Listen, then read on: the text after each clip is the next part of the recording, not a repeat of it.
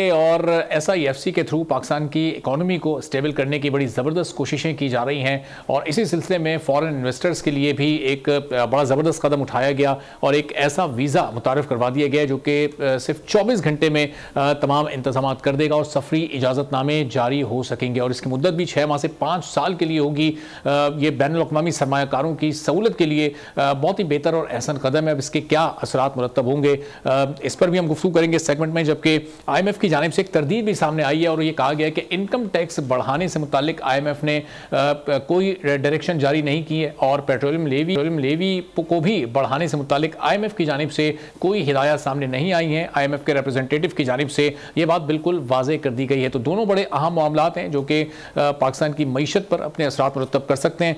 इस वक्त हमारे साथ मौजूद हैं खाका नजीब साहब, मुशीर वज़ारत ख़ज़ाना के माहिर माशियात हैं। उनसे ज़रा इन दोनों खबरों से मुतालिक डिस्कशन करते हैं। खाकान साहब, बहुत शुक्रिया प्रोग्राम के लिए, आपने वक्त निकाले। जो SIFC के थ्रू इस वक्त इक़दामात लिए जा रहे हैं ये बड़े ज़बरदस्त हैं और आज हमने देखा कि एक ऐसा वीज़ा जो कि सिर्फ 24 घंटे के अंदर अंदर ऑपरेशनल हो जाएगा और जो बैरूनी सरमायाकार हैं वो बड़ी आसानी के साथ पाकिस्तान आ सकेंगे, पाकिस्तान में इन्वेस्टमेंट कर सकेंगे। तो इस तरह के इक़दामात इस वक्त कितनी अहमियत के हामिल हैं और कितने काबिल तारीफ हैं? पाकिस्तान दुनिया में हर वक्त बहसे मुबाहिस बनता रहता है कि पाकिस्तान को हर वक्त IMF के पास जाना है, डेट इंस्ट्रूमेंट्स लेने हैं, बट हम अब ये सिग्नल करना चाहते हैं दुनिया को कि बियॉन्ड डेट इंस्ट्रूमेंट्स हम पाकिस्तान को as an investment hub develop करना चाहते हैं।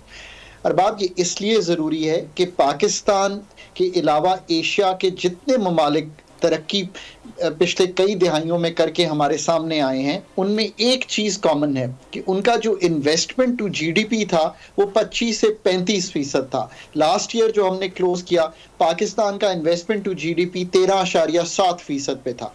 FDI लाना, फॉरेन पोर्टफोलियो इन्वेस्टमेंट लाना और डोमेस्टिक इन्वेस्टर को एक्साइट करना, कनेक्ट करना और आखिर में पब्लिक सेक्टर की इन्वेस्टमेंट को और फाल बनाना, यही वो जुज़ हैं जो इन्वेस्टमेंट बढ़ाएंगे।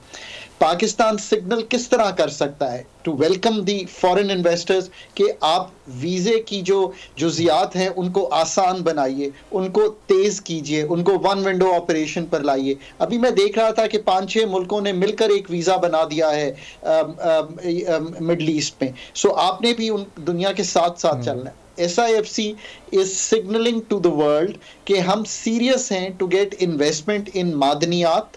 हम खुद नहीं ये निकाल सकते। याद रखिए कि कुछ ही दुनिया के प्लेयर्स हैं, Barrick gold, Rio Tinto, BHP Billiton. मैं इन कंपनीज को इसलिए जानता हूं कि मैं ऑस्ट्रेलियन ट्रेंड हूं। ये दोनों कंपनीज जो BHP और रियो हैं, ये ऑस्ट्रेलिया की वो कंपनीज हैं जो दुनिया भर में मादनियात निकालती हैं, अफ्रीका में जाकर भी निकालती हैं। तो हमें इनके साथ कनेक्ट करना है। अब हमने बारेक गोल्ड के साथ किया जो कि एक कनेडियन कंपनी है, बिकॉज ये 2 ममालिक हैं जहाँ पे बहुत सी मादनियात। सो सिग्नलिंग जो है वो इन प्रोग्रेस है। आपने कुछ विजिट्स भी देखे SIFC के। हमें वैसे भी अपने डोमेस्टिक इन्वेस्टर को भी एक्साइट करना है, वो थोड़ा एक्साइटेड होके स्टॉक एक्सचेंज में इन्वेस्ट कर रहा है। इसी तरह अब आगे मैन्युफैक्चरिंग में इन्वेस्ट करना है। जैसे जैसे इन्फ्लेशन कम होगी, हमारा जो इस वक्त इंटरेस्ट रेट है वो कम होने की तरफ जाएगा। तो we have to move on these things. आखिर में तो इंडस्ट्रियलाइजेशन और एग्रीकल्चर की पैदावारी सलाहियत बढ़ाना ही इस मुल्क को आगे लेकर चलेंगे। सो इस पे तो बहुत क्लैरिटी है। दूसरी बात जो आपने सामने रखी, देखिए वो बात आपकी ठीक है। ये फॉरेनर्स आते हैं, वो पाकिस्तान विजिट करते हैं, वो हफ्ते 2 हफ्ते में एक रिपोर्ट लिखते हैं, पर ऐसी कोई चीज़ वो नहीं बता रहे जो पाकिस्तान के अपने डॉक्टर्स और सोशल साइंटिस्ट्स ना बता रहे हों। एक टैक्स का गैप है और वो इनकम टैक्स या ऑलरेडी टैक्स्ड सेक्टर्स पर लगाने से पूरा नहीं होगा, वो उन सेक्टर्स पे पूरा होगा जिनको आप अभी टैक्स नहीं कर रहे। उन्हीं का जिक्र उन्होंने भी किया है, क्योंकि चलो क्लैरिटी भी दे दी। Real estate, agriculture, wholesale, retail, यही वो सेक्टर्स हैं ना जो अंडर टैक्स हैं। फिर कुछ गैप्स हैं टैक्स के, ये भी बड़े यहाँ हैं। सर्विस सेक्टर में बहुत बड़े गैप्स हैं, हम भी मानते हैं इस चीज़ को। GST कलेक्शन में बहुत बड़े गैप्स हैं। इनको GST on services, urban immovable property एक बहुत बड़ा टैक्स का जो प्रोविंसेस ले सकती हैं, stamp duty, capital value tax, agriculture income tax, tax on professionals, ये सब चीज़ें आया हैं। असल बात यह है कि जो इससे डीपर बात है, नरबाब सिर्फ ये कर दूं, अब ये कलेक्ट कैसे करने हैं? कलेक्ट ऐसे करने हैं कि आपने अपनी टीम बनानी है। जिन मुल्कों ने भी ये काम किए हैं, ऑस्ट्रेलिया ने अभी एक टैक्स का हेड अपॉइंट किया है दुनिया भर में ढूंढ के 7 साल के लिए। आप ये सोचिए, आपने पिछले 5 साल में कितने टैक्स हेड्स बदले हैं पाकिस्तान में।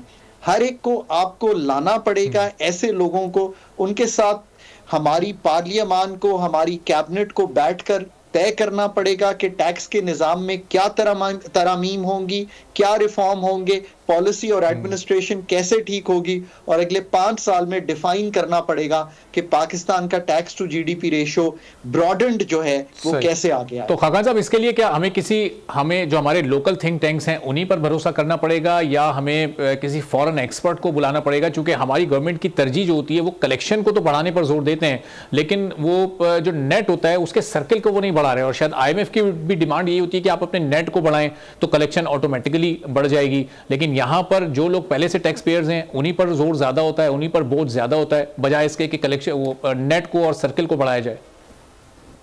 दुनिया में अरबाब जिन मुल्कों ने भी तरक्की की है ना, आप किसी की भी मिसाल ले लीजिए, एशिया के जो सारे ममालिक हैं जिन्होंने पिछली 3 दिहाइयों में 90 से ये सिलसिला, इंडिया में, इंडोनेशिया में, ईस्ट एशिया में, चाइना में, तो ये सारी जो तरामीम और जो सेल्फ इंट्रोस्पेक्शन और अपने खुद प्रोग्राम लिखना, क्योंकि फिर आप उनकी ओनरशिप लेते हैं। आई थिंक कि पाकिस्तानियों ने भी टैक्स रिपोर्ट्स लिखी हैं, मल्टीलैटरल्स ने भी अच्छी रिपोर्ट्स लिखी हैं। अब तय ये करना है कि पाकिस्तान का 8.7% टैक्स टू जीडीपी 12% पे अगले 5 साल में कैसे जाना है, और वो क्या टीम होगी जो इसको लेके जाएगी। पाकिस्तान का टैक्स कैप जो कि कई जगह 50% तक डिफाइन हुआ है, उसको कैसे कम करना है। पाकिस्तान की टैक्स एग्जेम्पशन 2240 अरब रुपया है। ये कोई फॉरेन कंसल्टेंट नहीं बता रहा अरबाब, हमने खुद अपने इकोनॉमिक सर्वे में 2023 में लिखी हैं। तो इनको कैसे कम करना है। पाकिस्तान का टैक्स नेट उन सब सेक्टर्स पे जब हम ब्रॉडन करते हैं तो एक इनिशियल एस्टिमेट 700 अरब से 1000 अरब के हैं। पाकिस्तान की टैक्स एडमिनिस्ट्रेशन, उसमें आपने रिस्क बेस्ड टैक्सेशन निज़ाम कैसे लाना है, ट्रांसफ़र प्राइसिंग ऑडिट्स को कैसे ठीक करना है, सेगमेंट करके टैक्स पेयर्स को कैसे टैक्स कलेक्ट करना है, कंप्लायंस रिस्क को कैसे संभालना है। मैं डिटेल में इसलिए जा रहा हूं ताकि आपको अंदाज़ा हो कि ये सारी गुफ्तगू मैं पाकिस्तानी इकोनॉमिस्ट्स के साथ मिलकर आपके सामने रख रहा हूं, फॉरेन रिपोर्ट्स को भी मद्देनज़र रख रहा हूं, फिर ये पॉइंट ऑफ सेल्स लगाना, ई इनवॉइसिंग करना, और आखिर में कैसे ये सोशल कॉन्ट्रैक्ट बने कि मुझे और आपको ये फर्ज है कि हम ये टैक्स दें, क्योंकि हम इस मुल्क की डिफेंस, इस मुल्क की रोड्स, इस मुल्क की PSDP, हम ये सब कुछ इस्तेमाल करते हैं, और ये लाजिम व मलजूम है कि मैं अपने हिस्से का टैक्स दूं। ये सब काम करने के लिए एक अच्छी टीम अगले 5 साल के लिए बनानी चाहिए और लोकल टीम पे रिलाई करना चाहिए। बिल्कुल। और खाकान साहब, जाहिर है कि टैक्स देने के लिए तो हर एक तैयार है यहाँ पर, लेकिन वही कि उसके बदले में उस एक आम शख्स को मिल क्या रहा है, और फिर जो उसके माइक्रो इश्यूज़ हैं खासतौर पर इन्फ्लेशन से रिलेटेड, तो वहाँ पर एक बहुत फ्रस्ट्रेशन हमारे माइक्रो लेवल पर पाई जाती है। फिर इसको कंट्रोल करने के लिए, इसमें बेहतरी के लिए इस वक्त कितनी ज़रूरत है, और शॉर्ट टर्म कोई प्लान ऐसा कि कम से कम इस इन्फ्लेशन को कंट्रोल किया जा सके? बाबा, आपने बहुत अच्छी चीज सामने इसलिए रखी है कि 2 चीजें, एक तो यह कि जो टैक्स कलेक्ट हो रहा है, क्या एक्सपेंडिचर भी उसी क्वालिटी का हो रहा है मुल्क में। तो हुकूमत को जो आने वाली होगी ये भी करना पड़ेगा कि सब्सिडीज, हम इनकम सपोर्ट में 467 अरब देते हैं, जितनी भी सब्सिडीज हो, 900 अरब की पावर सेक्टर में सब्सिडीज देने जा रहे हैं, इनको टारगेट कीजिए टू द वल्नरेबल सेगमेंट्स, ताकि लोगों के घर जब चेक आए तो उनको मालूम हो कि कॉस्ट ऑफ इलेक्ट्रिसिटी ये है, सब्सिडी के पैसे मेरे घर आ गए हैं, अब मैं डिसाइड करूं कि मैंने बिजली कितनी जलानी। ये बात आपकी दुरुस्त है, PSDP की को क्वालिटेटिवली बेहतर करने की जरूरत है। ये एक और एक्सपेंडिचर रिफॉर्म है जो पाकिस्तान ने करना है। तो जो खर्चे हैं उनको बहुत इस तरह कीजिए कि लोगों को दिखाई दे कि उन पे रकूम खर्च हो रही हैं, ये SOEs के लॉसेस में नहीं जा रही, ये पावर सेक्टर की चोरी में नहीं जा रही, और पेंशन का रिफॉर्म उनको होता हुआ दिखाई दे रहा है। ये सब खर्चों का भी रिफॉर्म करना जो है ये सोशल कॉन्ट्रैक्ट को बेहतर करेगा। इन्फ्लेशन ने हर्ट किया है पाकिस्तान के वल्नरेबल को भी और पाकिस्तान की लोअर मिडिल इनकम अर्नर्स को भी। शायद मिडिल इनकम अर्नर्स भी इस दफ़ा तो हर्ट हो गए हैं। इसको कम करने के लिए हमें दूर रस काम करने पड़ेंगे। ये खाली मॉनेटरी पॉलिसी की टाइटनिंग से यानी कि डिमांड को कम करने से नहीं हल होंगे। सप्लाई साइड पे पाकिस्तान की पैदावारी सलाहियत को बढ़ाने के भी 5 साला मंसूबा, जिसमें हमारी एग्रीकल्चर की पैदावारी सलाहियत को बढ़ाना, जिसमें हमारी मैन्युफैक्चरिंग की पैदावारी सलाहियत को बढ़ाना और पाकिस्तान का मालियाती खसारा टैक्स को भी ठीक करके और एक्सपेंडिचर को भी ठीक करके, क्योंकि जितना मालियाती खसारा होता है उतनी ही बोरोइंग होती है, उतना ही नोट छपता है। अगर नोट छपता है तो इन्फ्लेशन बढ़ती है। ये वो कलीदी काम है जो हमें करने पड़ेंगे। ठीक है, सब्सक्राइब करें और बेल दबाएं ताकि कोई खबर रह न जाए।